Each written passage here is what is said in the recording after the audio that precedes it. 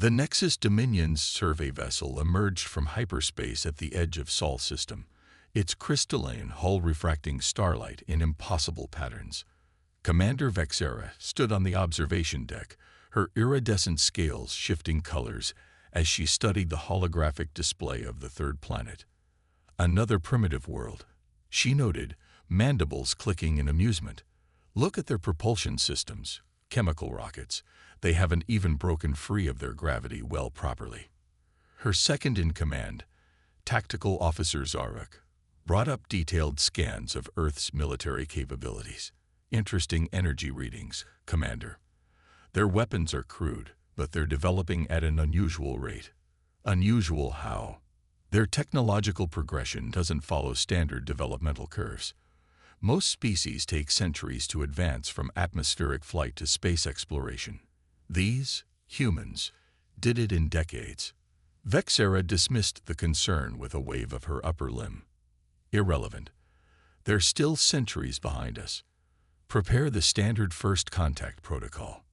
But as the massive ship moved closer to Earth, their sensors detected something unexpected. The humans had noticed them, and rather than panic, they were mobilizing. Not in chaos, but with surprising coordination. Within hours, the United Earth Defense Council convened in their underground facility in Geneva. Military leaders and scientists from every nation gathered around a holographic projection of the alien vessel. Dr. Sarah Chen, head of xenotechnology research, pointed to specific sections of the ship. Their whole composition suggests energy shielding far beyond our capabilities. But look at these emission patterns. They're using some form of quantum field manipulation. We might not be able to match it, but we can definitely disrupt it. General Marcus Rodriguez leaned forward, his weathered face illuminated by the hologram. How long to adapt our existing weapons? A week, maybe less. The real question is, do we show our hand immediately, or let them think we're more primitive than we are? The room fell silent as Admiral Helena Patul stood up. History has taught us that technological superiority often breeds arrogance. Let them underestimate us.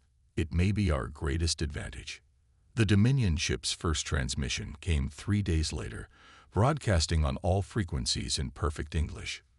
People of Earth, you have been chosen to join the Nexus Dominion. Submit to our authority, and we will guide your species to enlightenment. Resist, and we will be forced to demonstrate our superiority. You have one planetary rotation to respond. What the Dominion didn't know was that humans had spent those 3 days preparing. While diplomatic channels remained open, every major military installation went dark. Quantum computers analyzed alien transmission patterns. Factories worldwide retooled for war production. And in hidden facilities across the globe, human scientists worked frantically to decode the secrets of Dominion technology from their scanning data. The official response came exactly 1 minute before the deadline. The people of Earth welcome peaceful contact with the Nexus Dominion. However, we respectfully decline your offer of submission. We propose diplomatic relations between equals instead. Commander Vexera's scales flashed crimson with anger. Typical primitive arrogance. Target their largest military installation. One demonstration should suffice. The Dominion ship's main weapon charge, a lance of pure energy aimed at a base in the Siberian wilderness. But when the beam struck, something impossible happened. The energy dispersed against a shield of human design, crude and imperfect, but functioning. Impossible. Zarek's scales had turned pale. They couldn't have developed shield technology so quickly. Before the Dominion ship could fire again, Earth's response began. Hundreds of missiles launched simultaneously, each containing a different type of payload. Some conventional, some nuclear, some carrying experimental weapons designed in the past 3 days. The Dominion shields held against the first wave, but they had never encountered weapons specifically designed to exploit the quantum fluctuations in their defensive systems. By the third wave, alarms blared throughout the ship as multiple hull breaches were detected. They adapted their weapons to our shields, Vexera whispered in disbelief. In 3 days, they analyzed our technology and found weaknesses we never knew existed. As the Dominion ship retreated to hyperspace, Admiral Patel addressed the Defense Council. This was just the beginning. They'll be back with a larger force. But now we know something crucial. They can be hurt. And more importantly, they've shown us their technology. Dr. Chen was already analyzing combat data. We learned more from this engagement than we would have in years of peaceful study. They have no idea what they've just given us. The first battle was over. Humanity had bloodied the nose of one of the galaxy's most powerful civilizations. But everyone knew the real war was just beginning. In hidden labs and factories across the globe, humans prepared for what was coming next, their greatest strength already evident, the ability to learn, adapt, and evolve faster than anyone expected. The Dominion had made a crucial mistake. They had given humanity a glimpse of what was possible, and now there was no going back.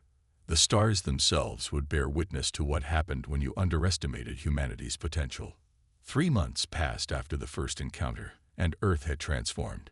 Deep beneath the Rocky Mountains, Dr. Sarah Chen stood in what had become known as the Evolution Chamber, a vast laboratory complex where captured Dominion technology was studied and reimagined. "Show me the latest test results," she commanded. The holographic display filled with data from their newest prototype, a fusion of human ingenuity and reverse-engineered alien tech.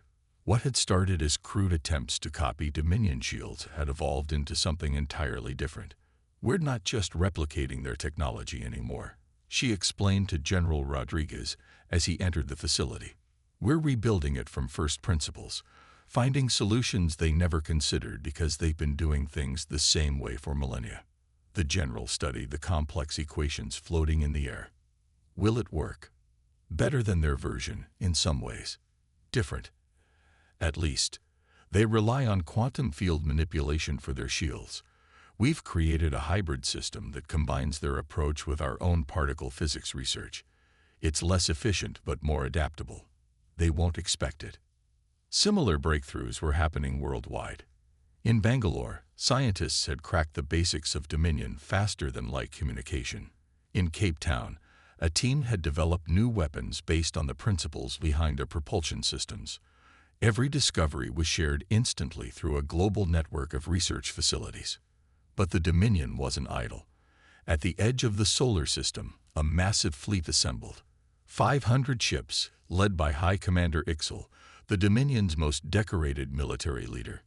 His iridescent scales rippled with anticipation as he reviewed the initial battle data. "These humans," he mused, studying footage of their counterattack. "They turned our own shield frequencies against us. Primitive, yes, but clever. Very clever." His strategic AI projected likely human developments based on known technological progression rates. Even with the knowledge gained from our first encounter, they should still be decades away from matching our basic capabilities. But Ixel wasn't convinced. Something about these humans bothered him. Their speed of adaptation defied all known models. He had commanded the subjugation of 17 species, and none had shown such rapid advancement. The fleet launched its attack at dawn. This time, they were prepared for human countermeasures. Their shields had been modified, their weapons enhanced. By all logical calculations, Earth should fall within days. The first wave of Dominion ships encountered no resistance as they entered Earth's atmosphere. No missiles, no primitive fighters. The planet's surface appeared deserted. "These readings can't be right," Ixel's sensor officer reported. "We're detecting massive energy signatures, but they're shifting, mutating. Every time we lock onto a pattern, it changes." Then the trap was sprung. From hidden bases beneath the oceans, in mountain ranges, and orbital blind spots, humanity's new weapons emerged. They didn't look like Dominion technology. They were uglier, more brutal, combining alien principles with human warfare doctrines developed over centuries of fighting each other. The first Dominion ship fell to what appeared to be a primitive kinetic weapon, until the projectile phased through their shields using a crude but effective quantum tunneling system. Another ship's sensors were overwhelmed by what they thought was a nuclear explosion, only to discover it was a new form of electromagnetic pulse that propagated through their own communication networks. Impossible. Ixal's scales flashed between colors and agitation. They've developed countermeasures we've never even theorized. This goes beyond mere copying.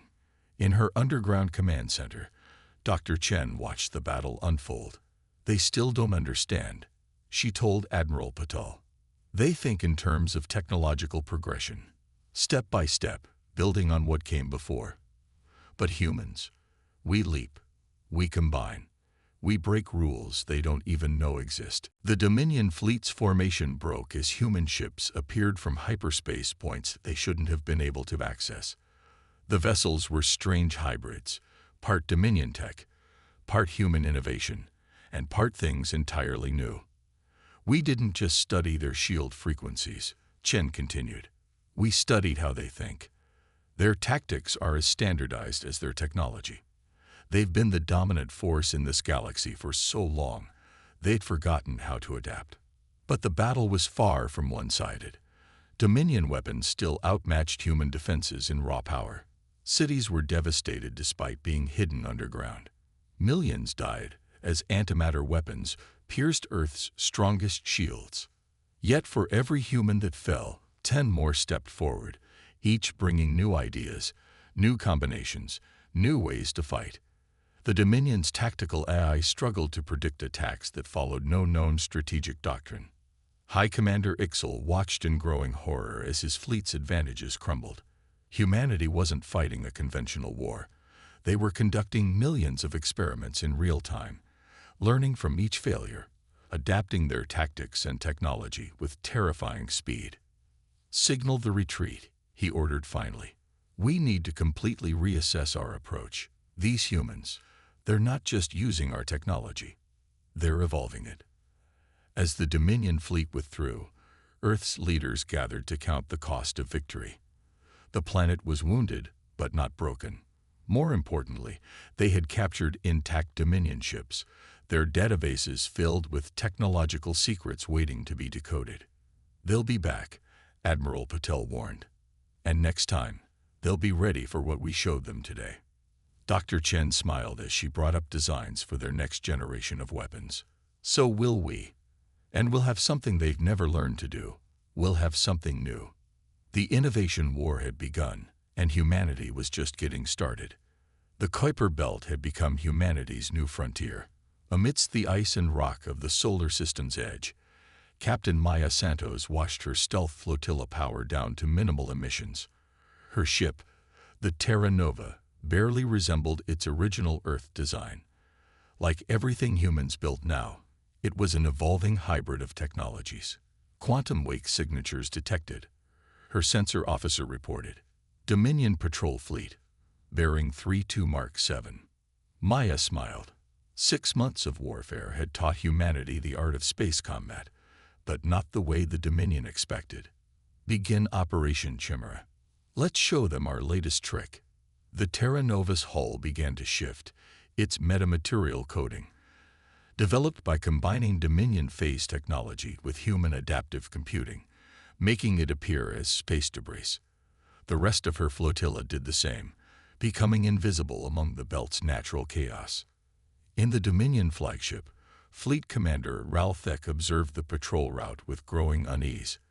Humans had proven themselves masters of asymmetric warfare, turning the vast emptiness of space into a deadly playground of ambush and deception. Another mining operation destroyed in the Mars sector, his lieutenant reported. No survivors. They're targeting our supply lines now. Ralthek's scales darkened with frustration. The Dominion had lost more ships in 6 months of fighting humans than in the last century of maintaining their galactic empire. Worse, each loss gave humans more technology to study and improve upon. Multiple contacts. The sensor officer's alarm cut through the silence. Energy signatures matching. Sir, they match our own ships. Before Ralthek could respond, human vessels seemed to materialize from the debris field. But they weren't just mimicking Dominion energy signatures. They were broadcasting false IFF codes, creating phantom targets, and somehow manipulating the quantum wake patterns that should have identified them. How are they doing this? Ralphek demanded. Those are classified military protocols. The answer came in the form of devastating close-range fire. The human ships had closed distance using the confusion, their weapons modified to exploit specific weaknesses in Dominion shield harmonics. Maya watched from the Terra Nova's bridge as her flotilla executed the carefully planned strike. Remember, she broadcast to her crews, we're not just fighting with technology. We're fighting with creativity. Use everything they taught us against them. Human ships dove through debris fields in ways Dominion vessels never would, using ice fragments as cover, letting the natural radiation of space mask their approach. When Dominion ships adapted to one tactic, humans had 3 more ready. They're not just learning our technology, Ralphek realized as another of his ships exploded. They're learning how we think, how we fight, and they're doing everything differently. The battle in the Kuiper Belt became a lesson in human innovation. Ships launched decoy drones that mimicked Dominion energy signatures perfectly, until they exploded, releasing electromagnetic pulses tailored to disrupt specific systems. Others used modified mining equipment to alter the quantum states of space itself, creating temporary blind spots in Dominion sensors. But the true horror for the Dominion came when they realized these weren't just tactics, they were experiments. Each engagement taught humans more about Dominion technology, strategy, and limitations. They were treating warfare like a vast laboratory. In her hidden base on Titan, Dr. Chen reviewed the battle data with military leaders. The Dominion's greatest weakness is their success, she explained. They've been dominant for so long, their tactical doctrine has become rigid. They expect enemies to either fight like them or fight primitively. We're doing neither. The screen showed human ships using FTL drives in ways the Dominion considered impossible. Micro-jumps inside gravity wells, synchronized jumps to create geometric patterns of fire, even using jump signatures themselves as weapons. Their technology is superior, Admiral Patel noted, but they use it like a manual. We use it like inspiration. The battle ended with the Dominion fleet retreating, leaving behind precious salvage for human engineers to study. But Maya knew, as she watched them flee, that this was more than a victory. It was evolution in action. They'll adapt eventually, she told her crew as they secured their prizes. But by then, we'll have moved on to something new. That's humanity's real weapon. We never stop changing. The message reached the Dominion High Command days later. Human combat effectiveness had exceeded all projected models. Their rate of technological and tactical adaptation was unprecedented in galactic history. In his private chambers, High Commander Ixel studied the reports with growing concern. The humans weren't just fighting back. They were transforming themselves into something new, something that didn't fit any known pattern of species development. We're not witnessing a war, he realized. We're witnessing an evolutionary leap, and it's happening faster than anyone thought possible. As humanity's ships prowled the outer solar system, a new truth became clear. Space itself was changing. It was no longer just a battlefield. It was becoming a forge where human ingenuity was creating something the galaxy had never seen before. The stars had become humanity's greatest laboratory, and the Dominion's worst nightmare was just beginning to unfold. In the Grand Assembly Chamber of the Dominion Council, High Commander Ixel faced the gathered leadership, his scales shifting between deep blue uncertainty and amber concern. The holographic display behind him showed the latest battle footage. Human ships using tactics that defied conventional warfare. We have lost 20% of our total fleet strength, he reported, his voice echoing in the stunned silence. Not to superior technology, not to overwhelming numbers, but to adaptation.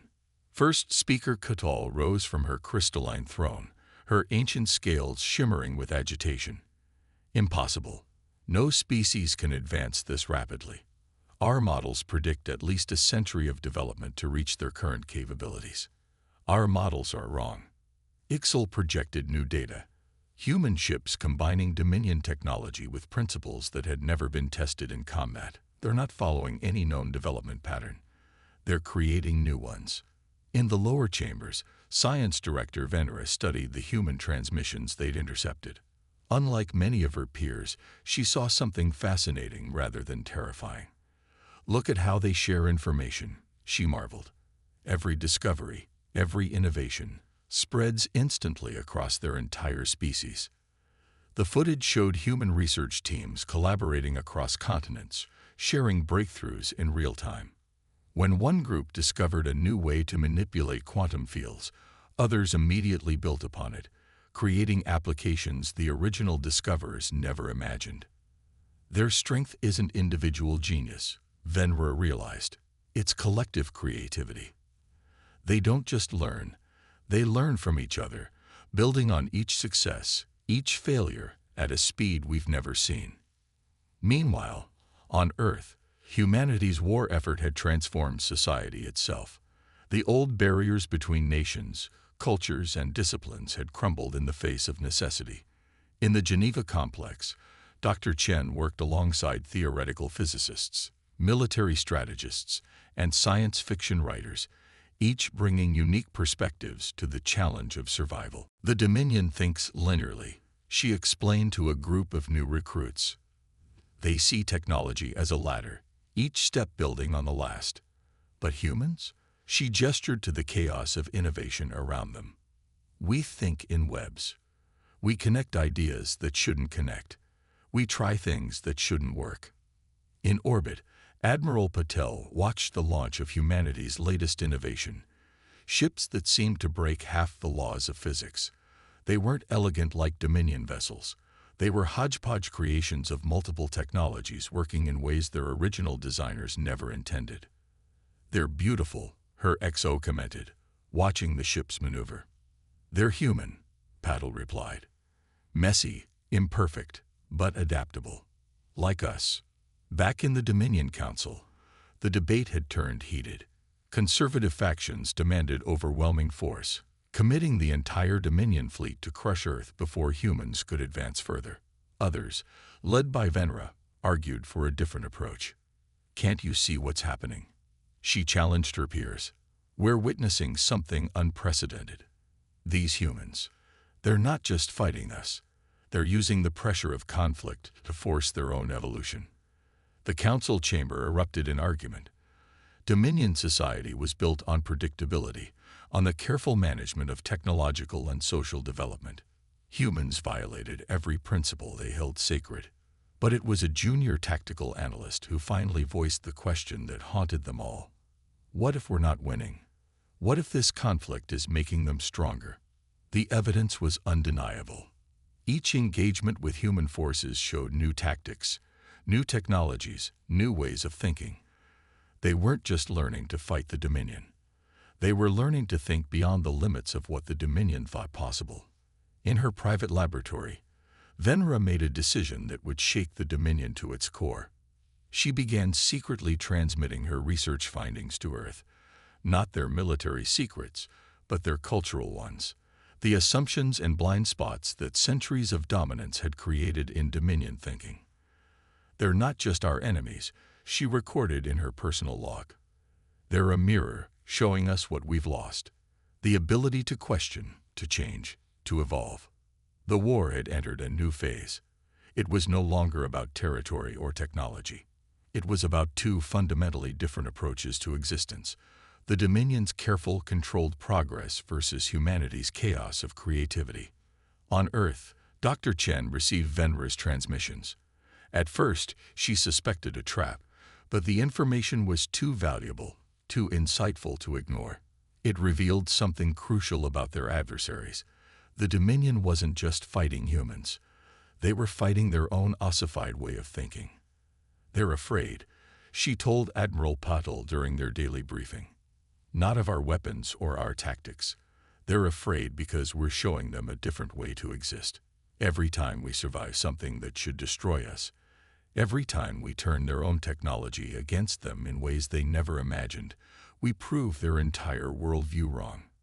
The Admiral studied the latest battle plans, strategies that would have been impossible months ago. So we're not just fighting for survival anymore. We never were, Chen replied. We're fighting for the right to become something new, something neither they nor we can predict. As the war entered its second year, both sides began to realize a fundamental truth. This conflict would end either in humanity's extinction or in a transformation that would reshape the galaxy itself. And humanity had no intention of becoming extinct.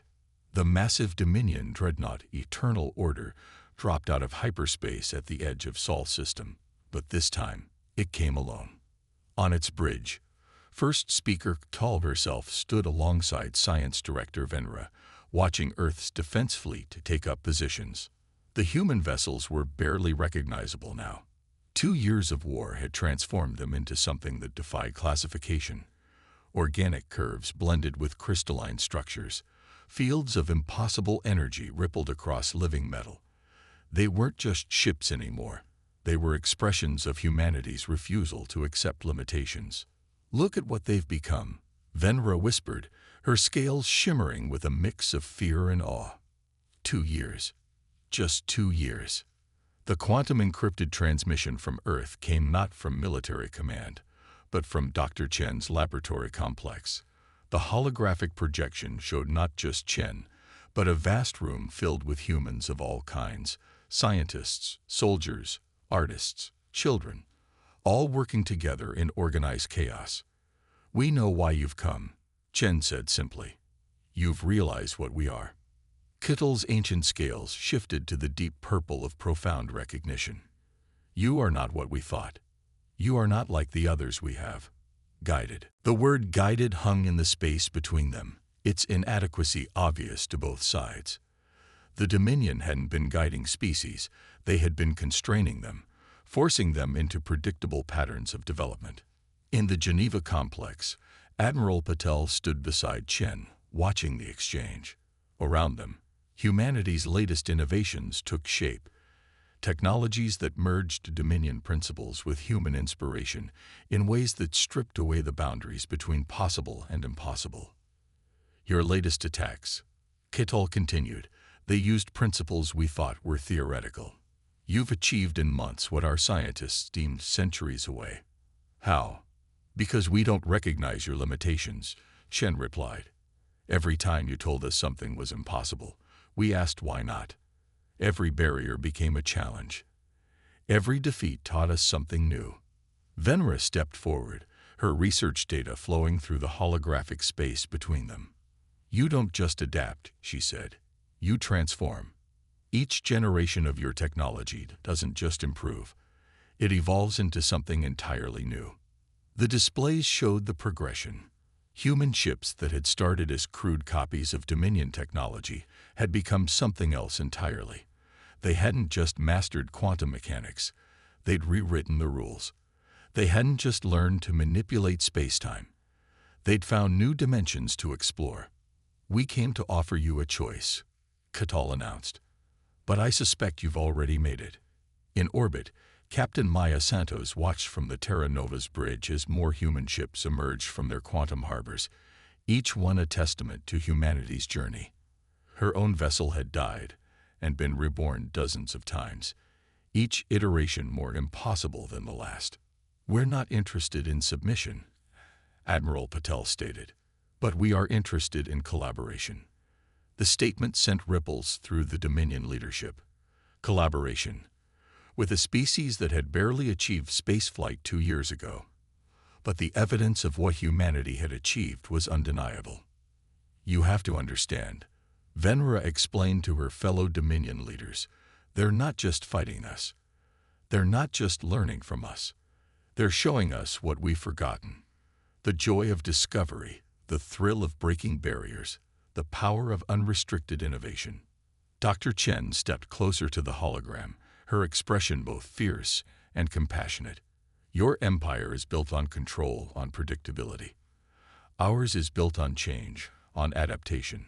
We don't want to destroy you. We want to remind you of what you used to be. Explorers, innovators, dreamers. The moment stretched between them, two civilizations at a crossroads. The Dominion, with their millions of years of history, their rigid hierarchies, their carefully controlled progress. And humanity, young, chaotic, burning with potential, refusing to be bound by anyone's rules but their own. If we agree, Catel said slowly, you will change us. Everything we are, everything we've built. Yes, Chen answered simply, just as we'll change ourselves. That's what life is supposed to do. Evolve, adapt, become more than it was. Your way brings stagnation. Ours brings uncertainty, risk, failure, and infinite possibility. In the depths of space, human and Dominion ships faced each other, one side bound by eons of tradition, the other free to rewrite the rules of reality itself. The choice was clear: continue a war that could only end in mutual destruction, or embrace a future neither side could predict. First speaker Caitel's scales shifted to a color never before seen in Dominion history, the iridescent hue of transformation. Perhaps, she said, it is time for the Dominion itself to evolve. The war ended not with a surrender, but with a beginning. As human and Dominion scientists began to work together, as their technologies merged and transformed, as their cultures collided and sparked new ideas, the galaxy itself seemed to hold its breath. Humanity had not just survived, they had changed the rules of existence itself, and in doing so, they had reminded an ancient empire of its own forgotten potential. In her laboratory, Dr. Chen watched the first joint human-Dominion experiments take shape. We're all evolution's children, she mused. Some of us just needed reminding. The stars themselves seemed brighter now, illuminating not a battlefield, but a vast frontier of possibility. Humanity had taken its place among the stars not by following the path laid out for them, but by blazing their own trail into the impossible. And the galaxy would never be the same.